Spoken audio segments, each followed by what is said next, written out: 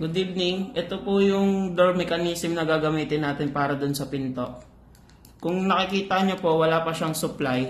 Ang supply na gagamitin natin dito is 10 volts to 24 volts. Auto volt siya. And ito yung power supply natin.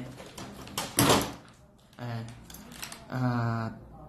Ilang volts to? 12 volts. Ayan. Kung nakikita nyo, habang wala siyang supply, matigas pa po siya. Hindi pa umaano yung lock natin. Tsaka pag nilagay ko tong yung door lock, hindi siya nagre-release.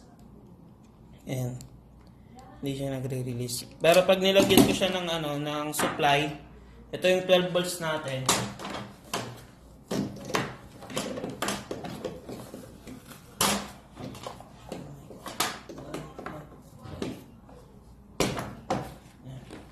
Ayan, lalagyan ko siya ng supply. Ayan. Lumambot na yung lock. Nagkaroon na ng supply yung door mechanism natin. Ayan, lumambot na siya. Lalagay ko yung lock. Ayan. Nagre-release na siya.